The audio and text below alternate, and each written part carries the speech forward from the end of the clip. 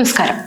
ഒരു വശത്ത് തങ്ങളുടെ പ്രിയപ്പെട്ടവന്റെ ഘാതകനോട് യാതൊരു വിട്ടുവീഴ്ചയ്ക്കും തയ്യാറാകാത്ത കടുത്ത പ്രതികാരത്തോടെയുള്ള ഒരു കുടുംബം, മറുവശത്താകട്ടെ മരണത്തിന്റെ വക്കിൽ നിൽക്കുന്ന ഒരു മലയാളി സ്ത്രീ നിമിഷപ്രിയ. ഈ രണ്ട് യാഥാർത്ഥ്യങ്ങൾക്കുമിടയിൽ യമൻ എന്ന രാജ്യം ഒരു ചോദ്യചിഹ്നമായി നിൽക്കുകയാണ്. എന്തുകൊണ്ടാണ് അവിടെ ഒരു സ്ത്രീയുടെ രക്തത്തിനായി ആയിരങ്ങൾ ആർത്തു വിളിക്കുന്നത്? എന്തിനാണ് കൊല്ലപ്പെട്ട വ്യക്തിയുടെ കുടുംബം ഒരു ദയയും കാണിക്കാതെ ഉറച്ചു നിൽക്കുന്നത്? നിമിഷപ്രിയയുടെ കേസിൽ മാത്രമല്ല, യമനിലെ ഏതൊരു ശിക്ഷാരീതിയും നിയമ നടപടികളും പരിശോധിച്ചാൽ നമുക്ക് തികച്ചും അപരിചിതവും ഭീകരവുമായിട്ടാണ് അവിടുത്തെ രീതികൾ എന്ന് തോന്നും. നൂതന ലോകത്തിന്റെ സകല നിയമങ്ങളെയും കാറ്റിൽ പറത്തുന്ന ഈ പ്രാകൃത നീതിക്ക് പിന്നിൽ എന്താണ്? നമുക്ക് പരിശോധിക്കാം. യമൻ ചരിത്രവും വർത്തമാനവും തമ്മിലുള്ള അകലം വളരെ കുറവാണ്. യമൻ ഒരു കാലത്ത് അറബ് ലോകത്തെ പ്രബലമായ ഒരു ശക്തിയായിരുന്നു. ആയിരക്കണക്കിന് വർഷങ്ങളോളം സമ്പന്നമായ നഗരങ്ങളും സാമ്രാജ്യങ്ങളും നിലനിന്നിരുന്ന ഒരു മണ്ണ്, എണ്ണയുടെയും ധാതുക്കളുടെയും വൻ നിക്ഷേപമുള്ള ഒരു രാജ്യം. എന്നാൽ ഇന്ന് ഹൂതി വിമതരുടെ ഭാഗിക നിയന്ത്രണത്തിലുള്ള ഈ രാജ്യം ആഭ്യന്തര യുദ്ധത്താലും ദാരിദ്ര്യത്താലും ശിഥിലമായിരിക്കുന്നു. ശതകോടികളുടെ സമ്പത്തുണ്ടായിട്ടും യമനിലെ ജനത ഇന്ന് പട്ടിണിയിലാണ്. ആധുനിക ലോകം എത്തി നോക്കാത്ത ഒരു ഭൂപ്രദേശം. ഒട്ടോമാൻ സാമ്രാജ്യത്തിന്റെ വരവോടെ മതം പിടിമുറുക്കിയ ഈ മണ്ണ് ഇന്ന് കാടൻ ഇസ്ലാമിക നിയമങ്ങളുടെയും പരസ്പരം പോരടിക്കുന്ന ഗോത്രങ്ങളുടെയും പേരിൽ കുപ്രസിദ്ധമാണ്. ഇവിടെ നിയമത്തേക്കാൾ പ്രാധാന്യം പൊതുജന വികാരത്തിനാണ്. അതാണ് നിമിഷപ്രിയയുടെ കാര്യത്തിലും സംഭവിച്ചത്. യമനിലെ ജുഡീഷ്യൽ സംവിധാനം നിമിഷപ്രിയയുടെ മോചനം എന്തുകൊണ്ട് സങ്കീർണമാകുന്നു എന്ന് പലരും ചോദിക്കാറുണ്ട്. അതിന്റെ ഉത്തരം യമനിലെ നിയമവ്യവസ്ഥയുടെ താളം തെറ്റിയ അവസ്ഥയാണ്. കൃത്യമായ വിചാരണ പോലും ഇല്ലാത്ത വധശിക്ഷകൾ പ്രഖ്യാപിക്കുന്ന ഒരു വ്യവസ്ഥ. കണ്ണിന് കണ്ണ്, പല്ലിന് പല്ല് എന്ന പ്രാകൃത ശിക്ഷാരീതി ഇവിടെ സാധാരണമാണ്.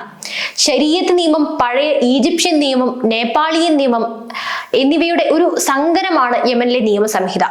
ഭരണഘടനയിൽ നല്ല കാര്യങ്ങൾ പലതും എഴുതി വെച്ചിട്ടുണ്ട് എങ്കിലും അവയൊന്നും പലപ്പോഴും പ്രയോഗത്തിൽ വരുന്നില്ല.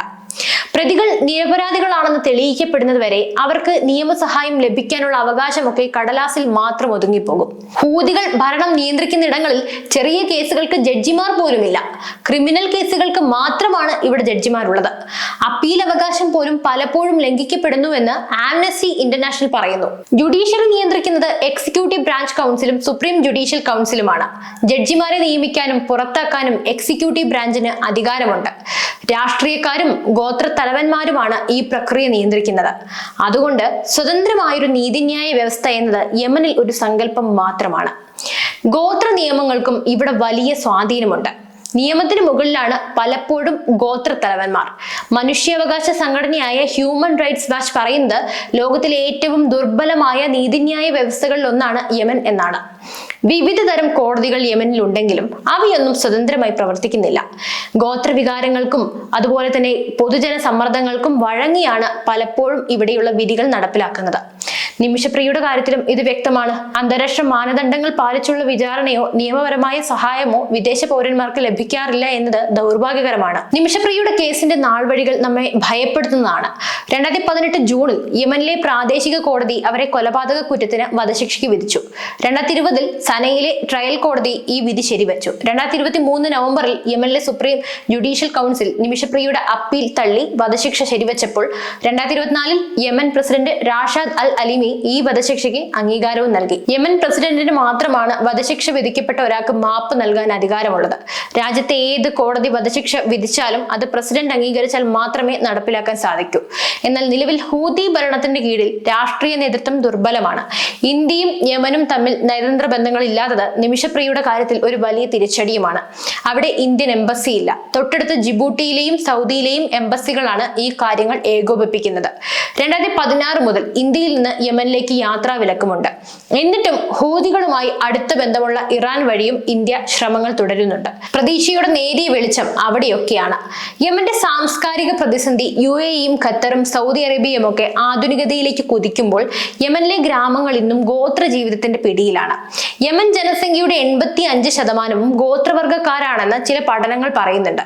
ഏകദേശം 200ഓളം ഗോത്രങ്ങളുണ്ട് ഈ മണ്ണിൽ. അവരുടെ പരസ്പരമുള്ള യുദ്ധങ്ങളിൽ ആയിരക്കണക്കിന് ജീവനുകളാണ് പൊലിഞ്ഞത്. പൊലിഞ്ഞു വീഴുന്നത്. രക്തബന്ധത്തിന് പ്രാധാന്യം നൽകുന്ന കുടുംബ യൂണിറ്റുകളാണ് ഇവിടെയുള്ളത്. ഗ്രാമീണ യമനിൽ ഭരണകൂടത്തിന്റെ അധികാരം വളരെ ദുർബലവുമാണ്. ഗോത്രങ്ങൾ തമ്മിലുള്ള തർക്കങ്ങൾ പലപ്പോഴും അക്രമത്തിലൂടെയാണ് പരിഹരിക്കുന്നത്. വൈരാഗ്യവും പ്രതികാരവും അവരുടെ ജീവിതത്തിന്റെ ഭാഗമാണ്. കണ്ണിന് കണ്ണ്, പല്ലിന് പല്ല് എന്ന ശൈലി ഇവിടെ ശക്തമാണ്. അതുകൊണ്ട് തന്നെ യമനിൽ തോക്ക് സംസ്കാരം വളരെ വ്യാപകമാണ്. മിക്ക വീടുകളിലും തോക്കുകൾ കാണാം. പുരുഷന്മാരും ആൺകുട്ടികളും തോക്കുകൾ പരസ്യമായി കൊണ്ടു നടക്കാറുണ്ട്. തോക്കില്ലെങ്കിൽ പോലും പരമ്പരാഗതമായ കഠാര അവരുടെ കൈവശം കാണും. അതിന് ജംബിയ എന്നാണ് പറയുന്നത്. ഗോത്രത്തലവന്മാർക്ക് യമനിൽ വലിയ അധികാരങ്ങളുമുണ്ട്. ഗോത്ര നിയമങ്ങൾക്ക് നിയമത്തെക്കാൾ വിലയുമുണ്ട്. സാധാരണ ശരീഅത്ത് നിയമപ്രകാരം കൊല്ലപ്പെട്ടയാളുടെ കുടുംബം ദിയാദനം അഥവാ ബ്ലഡ് മണി വാങ്ങി ക്ഷമിച്ചാൽ വധശിക്ഷ ഒഴിവാക്കാം. എന്നാൽ യമനിലെ ഗോത്ര നിയമം അനുസരിച്ച് ആ കുടുംബത്തിലെ എല്ലാ അംഗങ്ങളും മാപ്പ് നൽകണം എന്ന് മാത്രമല്ല, ഗോത്രം മുഴുവൻ ക്ഷമിക്കുകയും വേണം. നിമിഷപ്രിയയുടെ കാര്യത്തിൽ തലാലിന്റെ ഒരു സഹോദരൻ ഉടക്കി നിൽക്കുന്നത് അതുകൊണ്ടാണ്. ഗോത്രം ക്ഷമിക്കണം എന്ന ഈ നിയമത്തിന്റെ പേരിൽ പല തട്ടിപ്പുകളും ഇവിടെ നടന്നിട്ടുമുണ്ട്. ദിയാദനത്തിന്റെ പേരിൽ പണം വാങ്ങി ശിക്ഷ നടപ്പാക്കപ്പെട്ട ശ്രീലങ്കൻ പൗരന്റെ സംഭവം ഇതിനുദാഹരണമാണ്. തോക്ക് വാങ്ങാൻ പോലും ദിയാദനം അഡ്വാൻസ്ഡ് വാങ്ങുന്ന ഇടനിലക്കാർ ഇവിടെ ഉണ്ടെന്നാണ് റിപ്പോർട്ടുകൾ. യമന്റെ സാമൂഹിക ചിത്രം, യമനിലെ കുടുംബ സംവിധാനം കടുത്ത പിതൃ ആധിപത്യത്തിന്റെ അടിസ്ഥാനമാക്കിയിട്ടുള്ളതാണ്. കുടുംബനാഥൻ മൂത്ത പുരുഷനാണ്. അദ്ദേഹമാണ് പ്രധാന തീരുമാനങ്ങളൊക്കെ എടുക്കുന്നത്. എന്നാൽ വീട് നടത്തുന്നതിലും കുട്ടികളെ വളർത്തുന്നതിലും കൃഷിയിലും സ്ത്രീകൾക്ക് വലിയ പങ്കുണ്ട്. പല ഗ്രാമങ്ങളിലും സ്ത്രീകൾ അധ്വാനിച്ച് കുടുംബം പോറ്റുന്ന കാഴ്ചയാണ് ഇവിടെയുള്ളത്. 4-1 സ്ത്രീകൾക്കും വീടിന്റെ പുറത്ത് ജോലിയുണ്ട്. ഗ്രാമീണ പുരുഷന്മാർ പൊതുവെ അലസരും മടിയന്മാരുമാണെന്നാണ് ഇവിടം സന്ദർശിച്ചവർ പലരും പറയുന്നത്. കുടുംബത്തിന്റെ ഭാരം സ്ത്രീകളാണ് ചുമക്കുന്നതെങ്കിലും സാമൂഹിക പുരോഗതിയുടെ കാര്യത്തിൽ അവർ വളരെ പിന്നിലാണ്. സ്വത്തിൽ പുരുഷന്റെ പകുതിയാണ് സ്ത്രീകൾക്ക് ലഭിക്കുന്നത്. കോടതിയിൽ പോലും പുരുഷന്റെ സാക്ഷ്യത്തിനാണ് കൂടുതൽ വില. ഇതും നിമിഷപ്രിയയ്ക്ക് തിരിച്ചടിയായി. ഗ്രാമങ്ങളിൽ സ്ത്രീകൾ മുഖം മറക്കേണ്ടതില്ലെങ്കിലും നഗരങ്ങളിൽ ശിരോവസ്ത്രം നിർബന്ധമാണ്.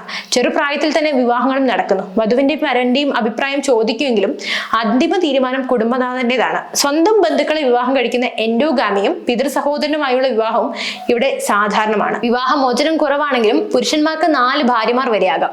പെൺചേലാ കർമ്മങ്ങൾ നിരോധിച്ചിട്ടുണ്ടെങ്കിലും ഇപ്പോഴും തുടരുന്നുണ്ട് എന്ന് മനുഷ്യാവകാശ സംഘടനകളും പറയുന്നു. ഇന്നും ലോകത്ത് ഏറ്റവും കൂടുതൽ വധശിക്ഷകൾ നടക്കുന്ന രാജ്യങ്ങളിൽ ഒന്നാണ് യമൻ. പ്രായപൂർത്തിയാകാത്തവരെയും മാനസിക വെല്ലുവിളികൾ നേരിടുന്നവരെയും സംശയാസ്പദമായ സാഹചര്യങ്ങളിൽ വിചാരണ ചെയ്യപ്പെടുന്നവരെയും പോലും വധശിക്ഷയ്ക്ക് വിധിക്കാൻ ഇവർക്ക് മടിയില്ല. അന്താരാഷ്ട്ര നടപടിക്രമങ്ങളുടെ ലംഘനം, നിർബന്ധിത കുറ്റസമ്മതം, പരിമിതമായ നിയമസഹായം തുടങ്ങി നിരവധി മനുഷ്യാവകാശ ലംഘനങ്ങൾ ഇവിടെ നടക്കുന്നു.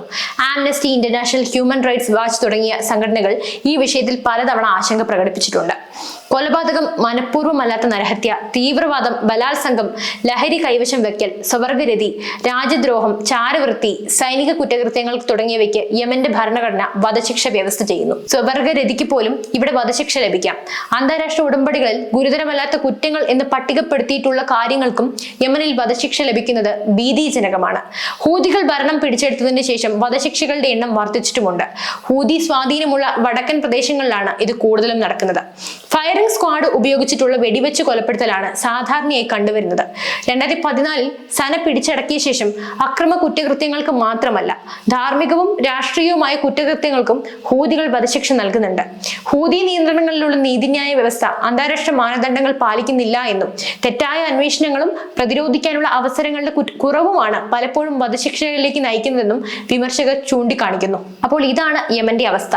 നിമിഷപ്രിയയ്ക്ക് ഇവിടെ വധശിക്ഷയിൽ നിന്നും മോചനം ലഭിക്കുമോ എന്നത് നമുക്ക് സംശയം പ്രകടിപ്പിക്കുക എന്നല്ലാതെ ഒരിക്കലും ഉറപ്പു പറയാൻ സാധിക്കില്ല.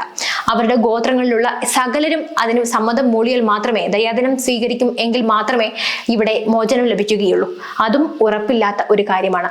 എന്തായാലും കണ്ടറിയാം. എന്തായാലും നിങ്ങളുടെ അഭിപ്രായങ്ങൾ തീർച്ചയായും കമന്റ് ചെയ്യൂ. പുതിയൊരു വാർത്തയുമായി വീണ്ടും എത്തും വരെ നന്ദി.